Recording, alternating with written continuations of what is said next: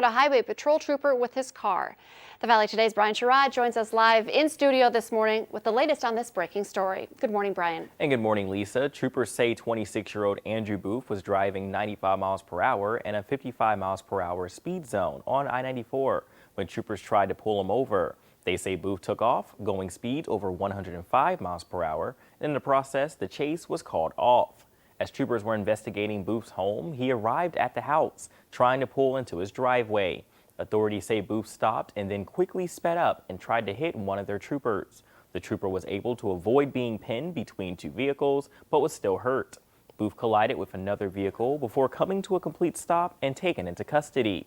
The Booth is facing a felony attempted murder charge along with misdemeanor reckless endangerment and fleeing charges. The trooper was treated and released from a Fargo hospital after the incident, and Booth is also being currently held in a Cass County jail, and those full details can be found on our VNL News app.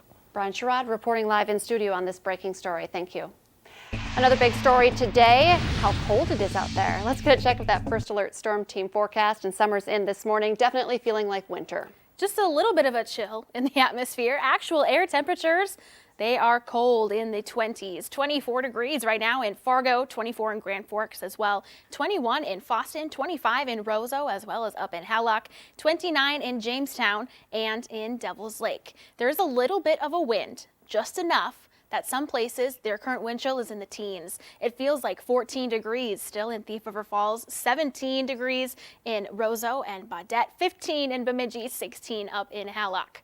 Your sunrise this morning in Fargo will be at 7:46 a.m. A little bit of color on the horizon there. We'll be able to see the sunrise today. Starting off cold though in the 30s, a slow gradual warm up with some sunshine.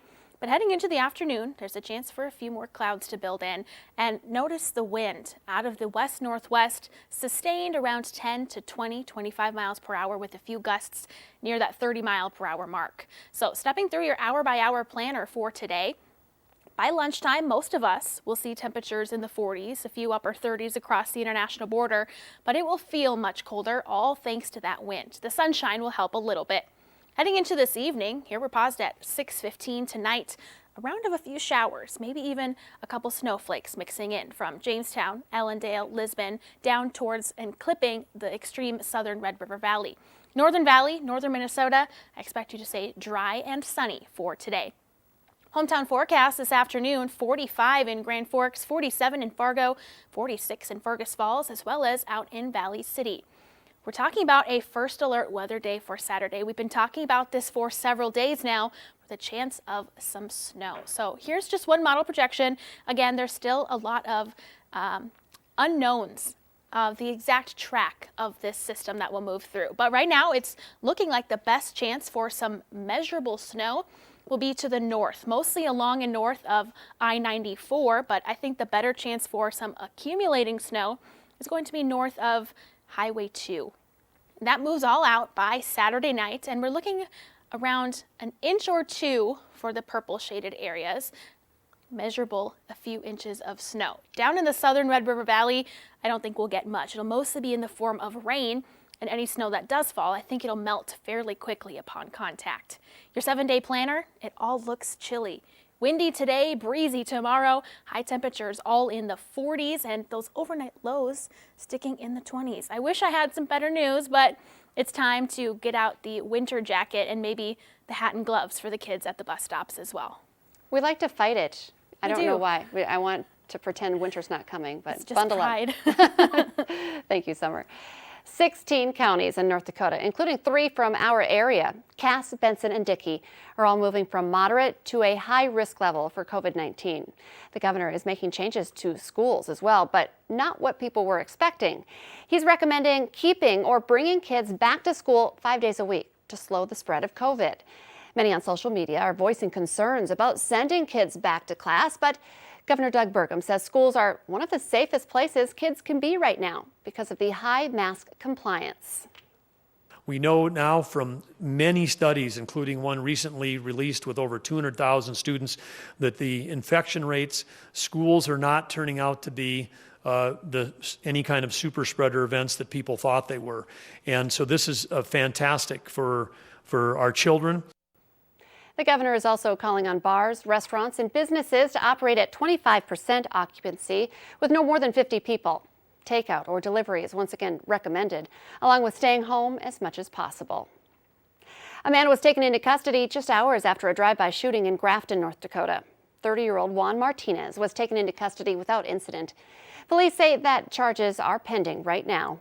Gunshots were reported yesterday morning near the Grafton Public School, which sent the school into a lockdown. The shelter-in-place order was lifted once police realized there was no threat to the public. After their investigation, they realized that it was a targeted drive-by shooting and that the suspect and victim knew each other. Luckily, no one was hurt. The body of a missing 80-year-old man with dementia was found 800 feet from the Mapleview Memory Care Facility where he went missing. Robert McKinnon's body was found inside a vacant building at 3501 45th Street South. Sources tell us the building was being shown to potential buyers or renters when McKinnon's body was found. We tried contacting the owner, but we were unsuccessful. An autopsy will be done to determine McKinnon's cause of death. The Fargo Police Department wants you to know about a registered sex offender now living in Fargo. 38-year-old Patrick Roy Moore is living at 734 College Street North right now. He was convicted in 2016 of 3 gross sexual imposition counts, 2 in Burleigh County, the 3rd in McLean County, involving a 14-year-old victim. Moore is a lifetime sex offender registrant.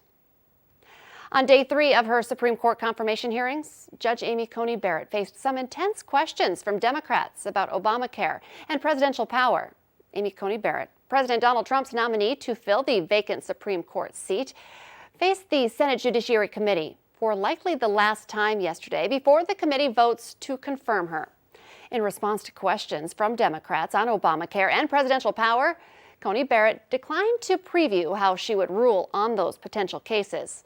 She has responded similarly during the previous 2 days of questioning. After the second presidential debate scheduled for tonight was canceled, each candidate lined up separate town halls. President Donald Trump will be in Miami for a town hall on NBC that will be moderated by the Today Show's Savannah Guthrie. Democratic presidential nominee Joe Biden will hold a town hall from Philadelphia on another network. Biden's event will be held in person, but also in compliance with state and local health regulations and health experts' guidelines. After waiting almost 7 months to see this landmark of Machu Picchu, Peruvian authorities opened the site this week for one person, Jesse Katayama. The Japanese tourist became stranded in the town nearby because of the coronavirus pandemic. And then yesterday, he became the first person in 7 months to enter this 500-year-old World Heritage Site. Katayama also got a special tour, and he was joined by Peru's Prime Minister. Let's get our answer now to our question of the morning on Facebook. Today's question: 48% of women wished they looked more graceful while doing this. We had some great guesses, and I think here in the studio, Summer and I were thinking walking in heels. Great guess. But the answer makes sense when you see it, right? Opening a bottle of wine.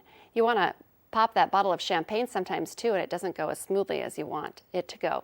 Remember, you can play along every weekday morning by heading to our Valley News Live Facebook page. That's where we post the question every weekday morning.